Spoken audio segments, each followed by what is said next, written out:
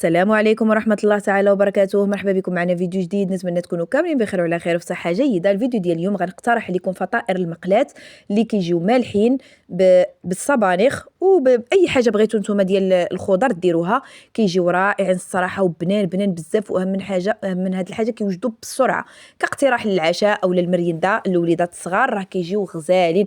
نبداو على بركة الله. المقادير: فعندنا انا استعملت الفلفل الخضراء والحمراء والبصلة، ديروا الكمية نتوما اللي بغيتو. وعندنا هنايا الصبانخ. المهم كما قلت لكم الخضر تقدروا تستعملوا اي حاجه نتوما كتبغيوها.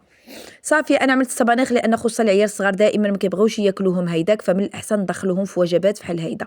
صافي غادي ناخذ هاد الخضر اللي عندنا باش غنقليوهم. هنا عندنا 2 بيضات متوسطين، عندنا كاس د الحليب دافي شويه، غنزيد من بعد ما غنخويوه غنعملوا نص كاس د الماء دافي، عندنا معلقه ديال البيكربونات صغيره بزاف، ماشي المعلقه الكبيره، هانتوما كما كتشوفوا راه المعلقه الصغيره.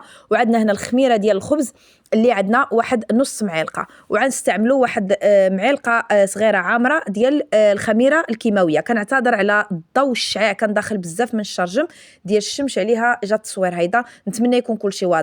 وعندنا الزعتر وعندنا الزعتره. غادي نبداو. اول حاجه غادي نديرو، غادي نعملوا الزيت النباتيه مع الخضر باش نقليوهم، وغنعملوا معاهم فقط الملحه والابزار، هما اللي غادي نقليوهم بهم.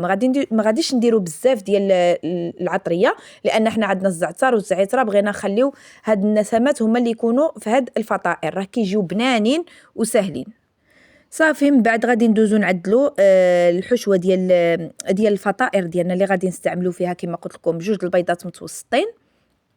غادي نحاولوا اللي بغى يعمل كميه كبيره يزيد البيض ويزيد المكونات ديال الحليب والماء باش تجيه كميه اكثر. المهم انا الفطائر اللي شفتو في اول فيديو فهذيك هي الكميه اللي خرجت لي، يمكن كانوا ناقصه واحد الوحده فقط، هذيك هي الكميه اللي خرجت لي في المقله متوسطه. صافي غادي ناخذو، غادي ندربوا هذا البيض مزيان. كما كتعرفوا السر ديال الفطائر باش كيجيو مفشفشين هو البيض يكون مدرب مزيان. والخميره ديال الخبز ما تستعملوش اكثر من نص معلقه صغيره.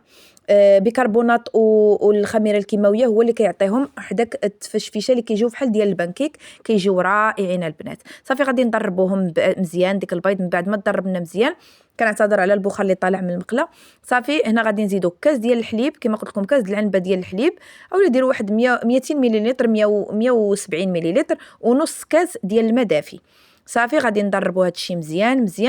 وغادي نحاولوا اننا غادي نزيدوا معاهم الزعتر، وغادي نزيدوا معاهم حتى الزعتره، ودرت الملحه. المهم بالنسبه للملحه ديروا على حسب القياس، حاولوا تردوا البال في الملحه لان درنا في الحشوه، وغادي نديروا حتى مع الفطائر مع الخليط الفطائر ديالنا.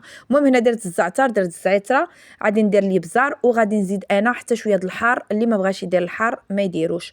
المهم درت شويه ديال الابزار حيت غادي نستعمل الحار، واحد نص معلقه صغيره ديال الابزار، والحار على حسب الذوق.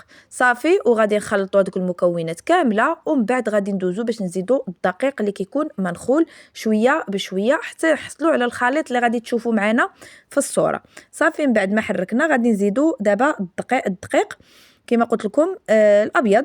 صافي كنحاولوا نعملوا الكميه شويه بشويه باش ما تيجيش ثقيل، لانه هو ما خصوش يجي ثقيل. صافي غادي نحاولوا نعملوا شويه بشويه الدقيق حتى غادي نحصلوا على القوام اللي حنا باغينه. غنبقاو نحركوا شويه بشويه، ومن هنا غادي في هذه الاثناء غادي نزيدوا الخميره الفوريه. نسيت واحد 4 كاس ديال الزيت، عفوا نسيت ما قلت لكمش مع المقادير. 4 كاس ديال الزيت النباتيه مع المقادير.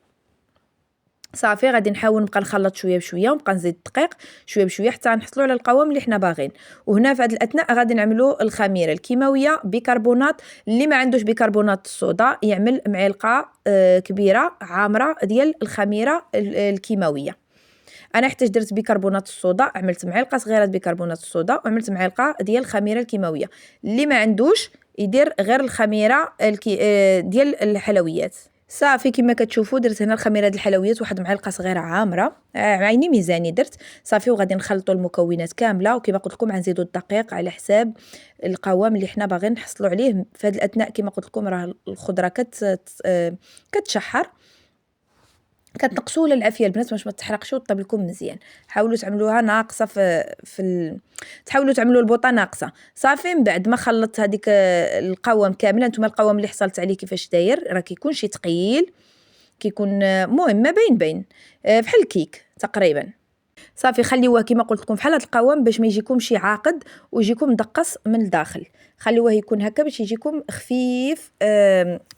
هاد الفطائر ديالكم صافي. هنايا من بعد ما خلطنا الخليط ديالنا غادي ندوزو للحشوه ديال الخضر اللي حنايا مستعملين. كيما قلت لكم تقدروا ديروا اي خضره نتوما بغيتوها، زيدوا التون، زيدوا اي حاجه بغيتوها، الزيتون مقطع، انا هادشي اللي درت فيه. وصافي غادي ناخذ هاد الصبانيخ ديالنا، شللتهم واحد شويه كيما قلت لكم، واخا هما كاتبين فيهم بانهم مغسولين ضروري كنشلوهم، ودرتهم مع داك الخضر. غادي نخليوها هي دغيا كتطلق راسها، بغيتو قطعوهم هي اصلا دغيا كتطلق راسها كتذوب مره. صافي غادي نخليوها حتى طيب مزيان، غطيوها باش ديك البخار دغيا كيطيبها. وهذا هو الشكل ديالها من بعد ما وجدات لنا هاد الحشوه ديالنا اللي غادي نضيفوا مع داك الخليط. صافي هنا غادي نهزوها وغادي نزيدوها مع الخليط، وغادي نزيدو معاها واحد الحفنه ديال الجبن اللي يكون كيدوب، موتزاريلا ولا اي نوع نتوما كتبغيوه. صافي هنايا عملتها واحد الحفينه ديال الجبن، وغادي نزيد داك الحشوه اللي صايبنا كامله. راه كيجيو البنات بنان وساهلين ودغيا كيوجدوا، ما كياخذوش منكم نهائيا الوقت، دغيا كيوجدوا كاقتراح لوليدات المدرسه ولا العشاء ولا المرينده كما قلت لكم.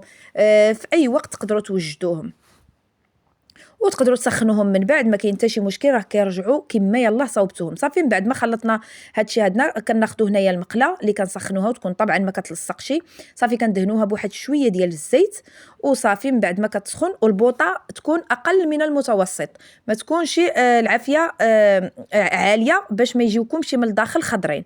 ضروري تكون، انا عندي البوطه ديال الضو دايره رقم 3 حتى 4 ما كنفوتهاش، 3 4 مجرد كتدخل المقله كنهبطها ل3، يعني تكون اقل من المتوسط. صافي كتحاولوا تقادوها بهذا الشكل باش كيجيكم الشكل دائري، وكتخليوها طيب على خطره. مجرد كتشوفوها من الفوق انها بدات كتعمل فقاعات، بدات كتيبس واحد شويه، صافي كتقلبوها للوجه الاخر. ها انتم كما كتشوفوا صافي غادي نقلبوها للوجه الاخر وغادي نخليوها طيب على خطره. البوطه ضروري هذا هو السر ديالها باش كتجي مفشفشه وكتجيش من الداخل مدقصه وما كتجيش عاقده، خصها تكون البوطه ناقصه باش كطيب على خطره. صافي من بعد ما غادي نطيبوا الكميه كامله غادي نرجعوا معكم من بعد. فهم بعد ما طابتنا التحميره اللي كتاخذ كنخليوها تزيد طيب، وديك الجبن راه نتوما كما كتشوفوا راه كيذوب من الداخل، كتجي رائعه البنات. صافي غادي نكمل الكميه اللي عندنا كامله ونرجع معكم من بعد ما نسالي. وهذا هو الشكل النهائي ديال الفطائر ديالنا من بعد ما وجدناهم. وهذا هي الكميه اللي عطاتنا ديال 2 بيضات وكاس الحليب ونص كاس الماء، راه كتعطي الصراحه كميه مزيانه بالنسبه لنهار واحد انها يتعشوا بها ولا ديروا بها مرينده.